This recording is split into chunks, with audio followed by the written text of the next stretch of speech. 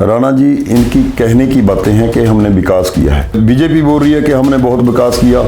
यहाँ पे धरातल पे कोई विकास नहीं है।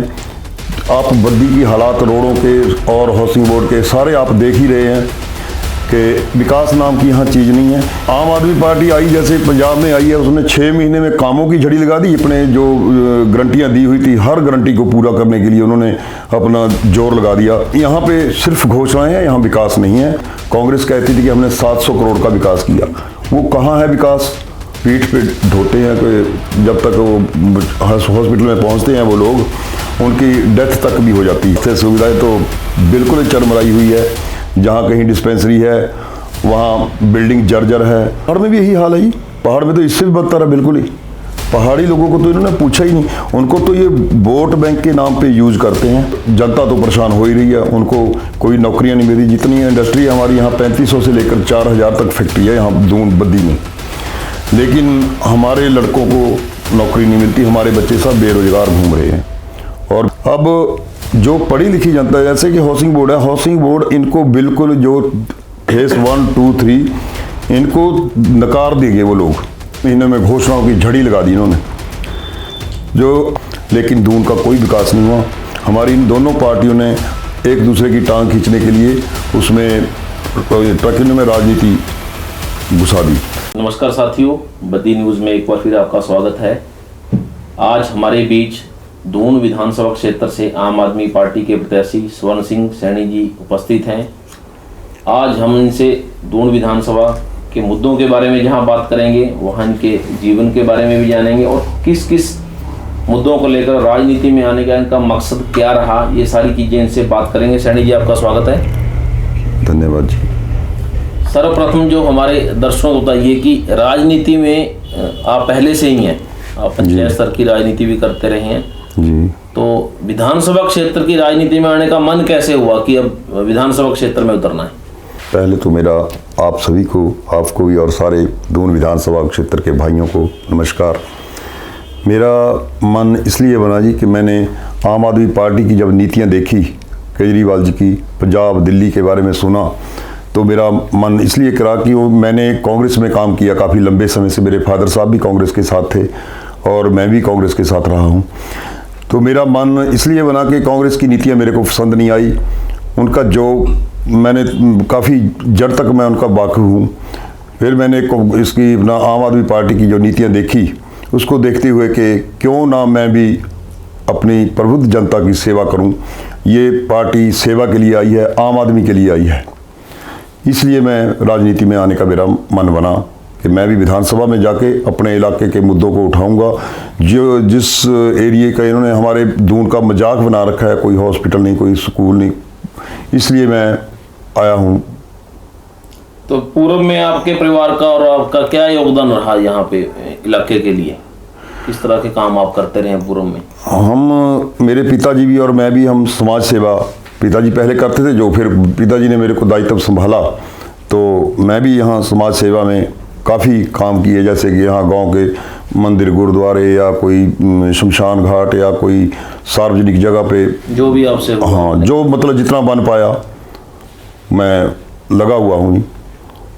तो आम आदमी पार्टी को ही क्यों चुना आपने? जैसे भाजपा भी थी और कांग्रेस ने आपने छोड़ी थी, अन्य पार्टियां भी थी, क्या लगा कि आपको आम आदमी पार्टी को ही क्यों प्रेफर किया आपने?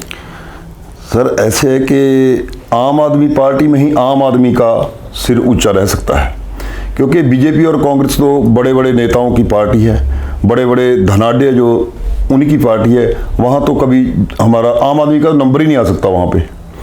इसलिए आम आदमी के जो काम कर रही है, जो जनता की सेवा कर रही है, जिस तन मन से सेवा कर रही है, उसको देखते हुए मेरा मन बना कि मैं भी आम आदमी में जाके मैं आम आदमी की अपने इलाके की सेवा करूं।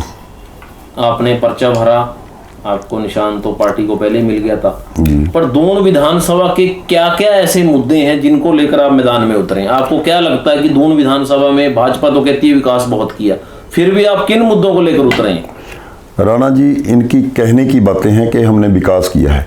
इससे पहले पिछले टर्म में कांग्रेस कहती थी कि हमने 700 करोड़ का विकास किया। वो कहाँ है विकास? हमें समझ नहीं आया कि है कहाँ वो विकास। उन्होंने विकास किया अपने परिवार का, अपने चहेतों का, लेकिन दून का कोई विकास नहीं हुआ। अब ऐसे ही बीजेपी बोल रही है कि हमने बहुत विकास किया, यहाँ पे धरातल पे कोई विकास नहीं है।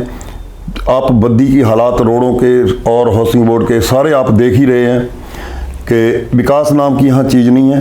ये जाते जाते जब देखा कि सरकार जा रही है, अब जाते जाते 6 महीने में घोषणाओं की झड़ी लगा दी इन्होंने। जो आम आदमी पार्टी आई, जैसे पंजाब में आई है, उसने 6 महीने में कामों की झड़ी लगा दी। अपने जो गारंटियाँ दी हुई थी, हर गारंटी को पूरा करने के लिए उन्होंने अपना जोर लगा दिया और पूरियाँ की है। लेकिन यहाँ पे सिर्फ घोषणाएं हैं, यहाँ विकास नहीं है। हम विकास के मुद्दे पे ही आए हैं कि जैसे आम आदमी पार्टी विकास कर सकती है, हम क्यों ना आम आदमी पार्टी में जाके हम भी अपनी जनता की सेवा कर सकते हैं। तो मुद्दे क्या क्या होंगे? मुद्दे जैसे रोड है, और बद्दी का देखो, हाउसिंग बोर्ड का देख लो, आप किसी भी एरिया में चल जाओ, रोड लिंक रोड से जो गांव के लिए रोड जाते हैं 3-3, 4-4 किलोमीटर के टुकड़े हैं, वो टुकड़े भी आज तक पक्के नहीं हुए। वो लोग पीठ पे लाद के अपने, अगर कोई बीमार हो जाता है, बच्चा बुढ़ा बुजुर्ग कोई बीमार होता है, पीठ पे ढोते हैं। कोई जब तक वो हॉस्पिटल में पहुंचते हैं वो लोग, उनकी डेथ तक भी हो जाती है, क्योंकि उनके पास साधन नहीं है, रोड नहीं है। और पानी के लिए आज की डेट में भी देखो कितनी हमारे अब जनता आगे, कितना हमारा आगे बढ़ चुका है स्ट्रक्चर, पर आज भी पानी के लिए लोग तरस रहे हैं। बिजली का, चलो बिजली का कुछ है ठीक, लेकिन बिजली की इतनी महंगी कर दी कि गरीब आदमी को बिल देना मुश्किल हो रहा है। तो स्वास्थ्य सुविधाएं कैसी है दून में? आप गए हैं हर पंचायत में। वो तो सर स्वास्थ्य सुविधाएं तो बिल्कुल चरमराई हुई है। जहाँ कहीं डिस्पेंसरी है वहाँ बिल्डिंग जर्जर है, और चाहे बिल्डिंग जर्जर भी है वहाँ पे डॉक्टर नहीं है। जो डॉक्टर बेचारे बैठे हैं, मैंने यहाँ पे हर राय पर जाके मैंने 3-4 दिन पहले देखा था डिस्पेंसरी को। मैं पंजाब के पहले मोहल्ला क्लिनिक देख के आया, उसके बाद मैंने अपनी डिस्पेंसरियों का दौरा किया।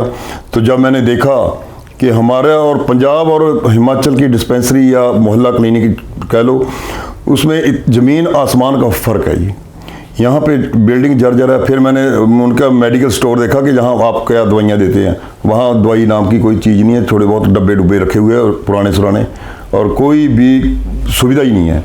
तो हमारे लोग इतने परेशान होते हैं कि अगर किसी को सिर दर्द की गोली भी चाहिए, वो भी मेडिकल स्टोर ढूंढेगा बेचारा। या अगर कोई किसी को ज़्यादा बड़ी प्रॉब्लम आ जाए तो चंडीगढ़ से पहले रोपड़ या चंडीगढ़ जाना पड़ेगा, पंचकुला जाना पड़ेगा। वहाँ पहुँचते पहुँचते हमारे लोग रास्ते में ही कई तो दम तोड़ जाते हैं। ऐसी यहाँ पे ऐसी सुविधा है।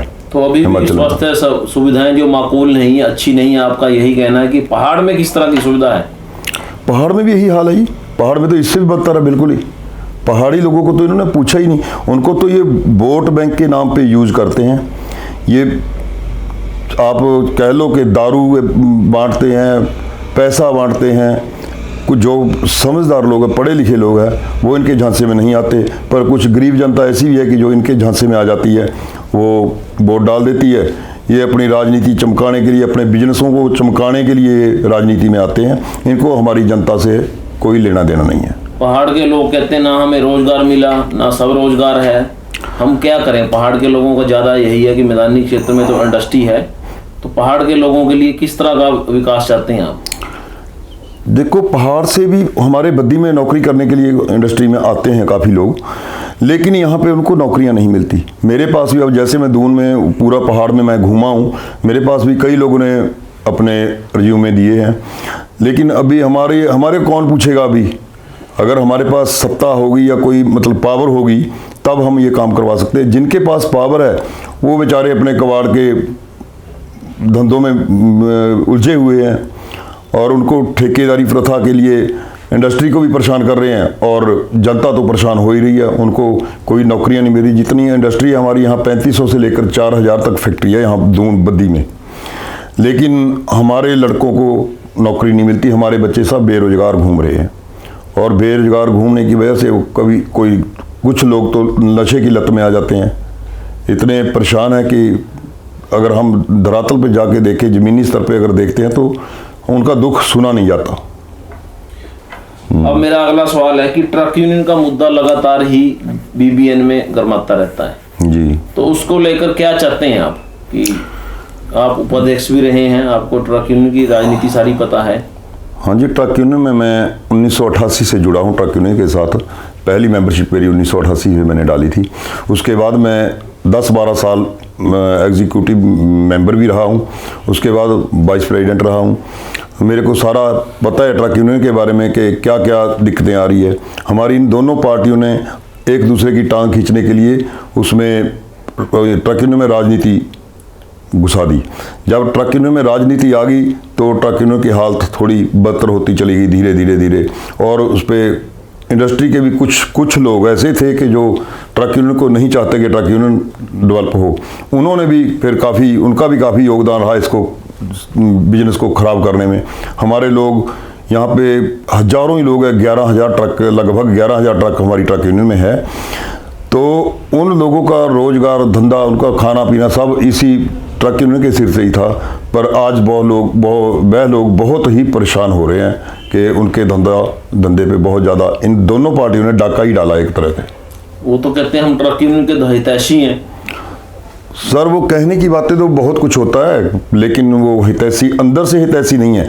वो तो चाहते हैं कि ट्रक यूनियन अगर ख़त्म हो जाए तो हमारे ट्रांसपोर्ट हम खोलेंगे और हमारे इंडस्ट्री को हम कैप्चर करेंगे और हमारी ट्रांसपोर्टों से जाएंगे। हम कमीशन एजेंट भी अपने बिठाएंगे और बुकिंग वाले भी हम अपने बिठाएंगे। वो नहीं चाहते कि ट्रक यूनियन चले।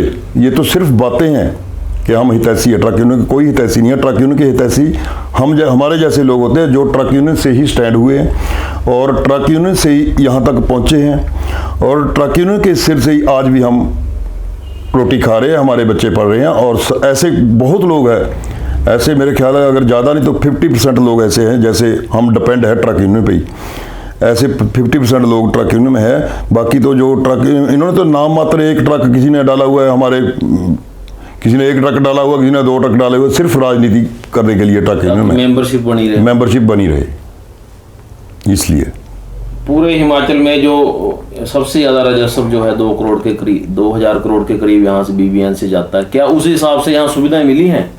सर, आप देख ही रहे हैं यहाँ से 2,000 करोड़ रेवेन्यू जाता है, ये जिससे कि पूरे हिमाचल का लालन पालन कह लो कि पूरा हिमाचल उसी के सिर से चलता है। लेकिन यहाँ पे बद्दी में कोई फैसिलिटी नाम की चीज़ नहीं है। यहाँ पे एक अच्छे लेवल का हॉस्पिटल होना चाहिए था, जैसे PGI लेवल का। जितनी यहाँ पे इंडस्ट्री और जितने यहाँ पे एक्सीडेंट होते हैं, इंडस्ट्री में भी होते हैं, रोड पे भी होते हैं, आज तक ये दोनों पार्टियाँ हमारे को एक यहाँ पे कोई हॉस्पिटल नाम की चीज़ ही नहीं दे पाए। यहाँ पे स्वास्थ्य सुविधा इतनी चरमराई हुई है कि लोग इतने परेशान हैं। कई लोग तो पैसे के अभाव में और साधन के अभाव में चंडीगढ़ नहीं पहुंच पाते और इधर ही अपने अपने घरों में ही डेथ हो जाती है। तो हाउसिंग बोर्ड को लेकर आपका क्या कहना? जो हाउसिंग बोर्ड की कॉलोनियां है उसको लेकर जो वहाँ सुविधाएं हैं, लोग बड़े त्रस्त है वहाँ पे, चाहे सीवरेज से है चाहे गंदगी से है, उसके बारे में? राणा जी, हाउसिंग बोर्ड का तो एक बच्चा इतना त्रस्त है कि सीवरेज की व्यवस्था बहुत बुरी हालत है। पानी भरा रहता है बरसात में, लोग कार लेके जाने वाला तो निकल जाता है कैसे कैसे। जो स्कूटर पे जाते हैं ना लोग, वो भी उनको रास्ता नहीं मिलता कि हम किस रास्ते से हाउसिंग बोर्ड में घुसें। इतने परेशान है सीवरेज को लेकर और बरसात के पानी को लेकर और कूड़े कचरे को लेकर, और इसके पानी के बिल इतने ज़्यादा भरकम बिल आ रहे हैं। उसका बिल भी ज़्यादा बढ़ाया हुआ है, बहुत ज़्यादा। मैंने पहले भी बताया था, दिया था पेपर में, सारी डिटेल दी थी पूरी कि क्या क्या हालात है हाउसिंग बोर्ड के लोगों की। अब जो पढ़ी लिखी जनता है, जैसे कि हाउसिंग बोर्ड है, हाउसिंग बोर्ड इनको बिल्कुल जो फेस 1, 2, 3 इनको नकार देंगे। वो लोग नकारेंगे इन दोनों को। इन्होंने अपनी कुर्सी के लिए कभी टांग बीजेपी ने कांग्रेस की खींच ली, कांग्रेस ने बीजेपी की खींच ली। 2-2.5 साल बर्बाद कर दिए लोगों को। यहाँ बद्दी नगर परिषद का आप हाल देख रहे हैं कि 2-2.5 साल बर्बाद कर दिए अपनी राजनीति चमकाने के लिए। लेकिन जनता ने जिसने वोट दिया है उस लोकतंत्र का मजाक बना दिया। जनता की इन्होंने कोई परवाह नहीं की। स्वर्ण जी, हमें ये बताइए कि एजुकेशन जो है, शिक्षा का दून विधानसभा में कैसा हाल है? क्या स्कूल हमारे अच्छे हैं, अच्छी एजुकेशन मिल रही है? राणा जी, शिक्षा का बहुत बदतर हालत है। जो स्कूल है उनकी बिल्डिंगें जर्जर है और जहाँ है भी वहाँ टीचर नहीं है। बहुत हालत ख़राब है शिक्षा की। शिक्षा तो बिल्कुल लो स्तर पे चल रही है यहाँ पे। हमारी पार्टी अगर आती है तो हम शिक्षा को, हमारी पार्टी तो शिक्षा और स्वास्थ्य के मुद्दे पे ही इलेक्शन लड़ रही है।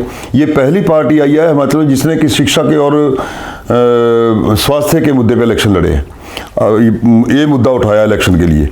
बाकी इन पार्टियों ने कभी बात ही नहीं की शिक्षा की, क्योंकि इनको तो अनपढ़ लोग जितने अनपढ़ होंगे उतने ज़्यादा उनको अच्छा समझते हैं कि तभी हमारे पाँव पकड़ेंगे। हमारे अगर पढ़े लिखे लोग होंगे तो हमारी गरीबी दूर हो सकती है। जब हमारे बच्चे अच्छी एजुकेशन मिलेगी तो अच्छी जगह जॉब करेंगे, अच्छी अगर प्राइवेट फैक्ट्रियों में भी करते हैं तब भी अच्छी जॉब मिलेगी उनको, तो हमारी गरीबी दूर हो सकती है। लेकिन इन्होंने शिक्षा पे बिल्कुल, दोनों पार्टियों ने बिल्कुल ध्यान नहीं दिया। अब आम आदमी पार्टी आई है, अब आप देखो अगर मौका देती है हमारी जनता तो आप देखो कि शिक्षा का स्तर कहाँ पहुँचेगा और स्वास्थ्य का स्तर भी बहुत हाई लेवल पे ये काम करेंगे हम। अंतिम सवाल, क्या दून के मतदाताओं से क्या अपील करना चाहेंगे आप? मैं दून के मतदाताओं से हाथ जोड़ के यही अपील करूंगा कि मेरी सारी प्रबुद्ध जनता इन मुद्दों को लेकर, शिक्षा और स्वास्थ्य, बिजली, पानी, जो हमें प्रॉब्लम है, इनको देखते हुए आप एक बार झाड़ू का बटन दबाकर 12 नवंबर को आम आदमी पार्टी को कामयाब करें, जिससे कि इनकी राजनीति जो है, जैसे इन्होंने एक दूसरे को टांग खींचने पे जोर लगाया हुआ है, 5 साल उसके 5 साल उसके, इनको पता है कि 5 साल बीजेपी 5 साल कांग्रेस, तीसरा कोई विकल्प नहीं था। अब एक अच्छी पार्टी आपके पास आई है तो आप जरूर एक बार झाड़ू का बटन दबाकर 12 नवंबर को आम आदमी पार्टी को कामयाब करें। धन्यवाद। धन्यवाद सैनी जी। तो ये थे दून विधानसभा क्षेत्र से आम आदमी पार्टी के प्रत्याशी स्वर्ण सिंह सैनी। इन्होंने सड़क, स्वास्थ्य, पेयजल के मुद्दे जहां उठाए वहां अन्य अपनी प्राथमिकताएं भी बताई कि किस तरह का विकास ये चाहते हैं। पंजाब मॉडल के मुद्दे इन्होंने बताए कि वहां मोहल्ला क्लिनिक है, वो बेहतर काम करते हैं, जबकि जो बीबीएन के हमारे स्वास्थ्य केंद्र है, उप स्वास्थ्य केंद्र है, वहाँ एक सिरदर्द की गोली के लिए भी जो है तरसना पड़ता है। इनका अभियान जारी है। दून विधानसभा क्षेत्र में लगभग हर पंचायत में जाकर लोगों की जो है समस्याएं सुन रहे हैं। तो आज के लिए इतना ही। जय हिंद, जय भारत।